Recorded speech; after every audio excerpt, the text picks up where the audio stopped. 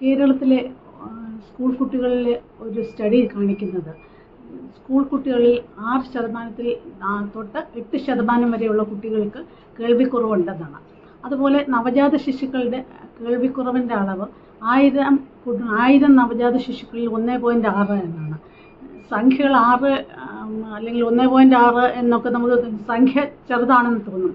പക്ഷേ അത് സമൂഹത്തിൽ കുട്ടികളുടെ അല്ലെങ്കിൽ മനുഷ്യരുടെ ജീവനാകുമ്പോൾ തീർച്ചയായിട്ടും വലിയൊരു സംഖ്യയാണ്.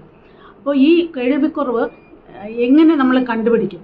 നേരത്തെ കണ്ടുപിടിച്ചു കഴിഞ്ഞാൽ ഏകദേശം നോർമലായിട്ട് തന്നെ ഈ കുട്ടികളെ നമുക്ക് വളർത്താൻ കഴിയും. അപ്പോൾ ഇതെങ്ങനെ കണ്ടുപിടിക്കും? അതാണ് നമ്മുടെ ഇന്നത്തെ വിഷയം. നമുക്കറിയാം നവജാത ശിശുക്കളിൽ കേൾവിക്കുറവുണ്ട്. അതായത് ഗർഭകാലത്ത് തന്നെ കുട്ടി കേൾവിക്കുറവിലൂടെയാണ് വരുന്നത്. എന്ന് വെച്ചാൽ അമ്മമാർക്ക് ഗർഭസമയത്ത് ഉണ്ടാകുന്ന ഇൻഫെക്ഷൻ, സൈറ്റോമെഗാല വൈറസ്, റുബെല്ല, ടോക്സോപ്ലാസ്മോസിസ് അങ്ങനെ ഉള്ള വൈറൽ അല്ലെങ്കിൽ ബാക്ടീരിയൽ ഇൻഫെക്ഷൻസ് കുട്ടികളിൽ നവജാത ശിശുക്കളെ കേൾവിക്കുറവോടെ തന്നെ ജനിപ്പിക്കും. അതുപോലെ തന്നെ വലിയ കുട്ടികളിൽ അതല്ലാത്ത വലിയ കുട്ടികളിലും ഇൻഫെക്ഷൻസും മറ്റു കാര്യങ്ങളും ഇൻഫെക്ഷൻസ് ചെവിക്കകത്ത് ദ്രാവകം കെട്ടുന്ന അങ്ങനെ പല കാരണങ്ങൾ കൊണ്ട് ജന്മം കഴിഞ്ഞാലും കുട്ടികളിൽ കേൾവിക്കുറവുണ്ടാകാറുണ്ട്. ജനിതകമായ കാര്യങ്ങൾ ഒരു പരിധിവരെ കേൾവിക്കുറവ് ഉണ്ടാക്കാറുമുണ്ട്. അപ്പോൾ ഇതെങ്ങനെയാണ് നമ്മൾ തിരിച്ചറിയുന്നത്?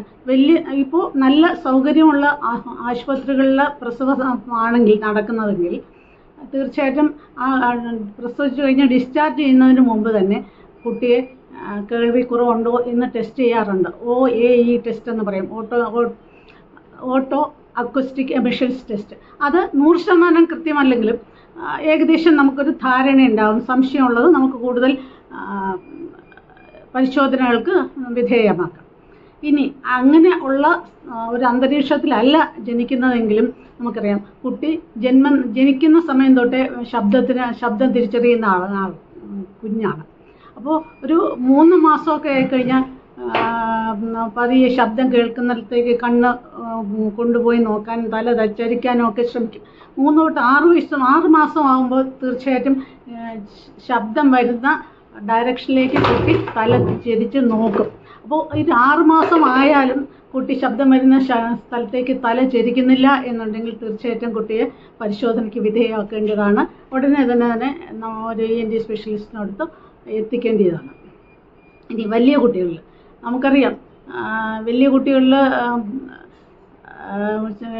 ചില കുട്ടികൾ പറയുന്നത് രക്ഷകർത്താക്കൾ പറയുന്നത് കേൾക്കാത്ത പോലെ തോന്നും. അവർ മൈൻഡ് ചെയ്യുന്നില്ല എന്നാണ് പല രക്ഷകർത്താക്കളും പറയുന്നത്. ഇങ്ങനെ മൈൻഡ് ചെയ്യാത്ത കുട്ടികളെ നമ്മൾ ശ്രദ്ധിക്കണം. കേൾവിക്കുറവുകൊണ്ടാണോ മൈൻഡ് ചെയ്യാതിരിക്കുന്നത്? രണ്ടാമത് കുട്ടികൾ നമ്മൾ സംസാരിക്കുമ്പോൾ കുട്ടികൾ എന്താ എന്ന് വീണ്ടും ചോദിക്കും. അതും അവരുടെ കേൾവിക്കുറവിൻ്റെ ഒരു സിംറ്റമാണ്. അതുപോലെ തന്നെ വീട്ടിൽ ടി വി ഉറച്ചു വയ്ക്കുക, അല്ലെങ്കിൽ ടിവിയുടെ അടുത്ത് പോയി കേൾക്കുക, ഇതൊക്കെ കുട്ടിക്ക് കേൾവിക്കുറവുണ്ട് എന്നുള്ളതിൻ്റെ ഒരു സൂചനയാണ്. അങ്ങനെയുള്ള സന്ദർഭങ്ങളിൽ അങ്ങനെയുള്ള കുട്ടികളെ തീർച്ചയായിട്ടും വിദഗ്ധ പരിശോധനയ്ക്ക് വിധേയമാക്കണം. അങ്ങനെ നേരത്തെ തന്നെ കേൾവിക്കുറവ് തിരിച്ചറിഞ്ഞു കഴിഞ്ഞാൽ തീർച്ചയായിട്ടും അത് ചികിത്സിക്കാൻ പറ്റും. നവജാത ശിശുക്കൾക്ക് ഒരു 6 മാസം ആകുമ്പോൾ നമ്മൾ ഐഡൻറ്റിഫൈ ചെയ്ത് കഴിഞ്ഞാൽ ഒരു 1.5 വയസ്സ് അല്ലെങ്കിൽ 2 വയസ്സിനകത്ത് കോക്ലിയർ ഇംപ്ലാന്റ് സർജറി ചെയ്താൽ തികച്ചും നോർമൽ ഒരു കുട്ടി സംസാരിക്കുന്ന പോലെ അതിന് സംസാരിക്കാൻ കഴിയും.